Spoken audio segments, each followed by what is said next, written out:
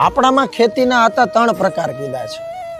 એક ખેતી સૂર્યોદય પહેલા, એક ખેતી સૂર્યોદય સમયની અને એક ખેતી બપોરની મધ્યાહની. હવે એ ત્રણેય ખેતીમાં ફેર હું કવિ કાગ કહે છે તો કે સૂર્યોદય પહેલાની જે ખેતી હોય ને એ અન્નપૂર્ણાને પ્રિય હોય. સૂર્યોદય સમયની જે ખેતી હોય, સૂરજ નારાયણ રનાદેના ઓરડેથી બહાર નીકળે, સૂરજ ઉઈગો કેવડીએ અને રાંદલ જોડા જોડ, ઈ હાથે ઘોડા લઈ હામટા અને આપે દીધી દોટ.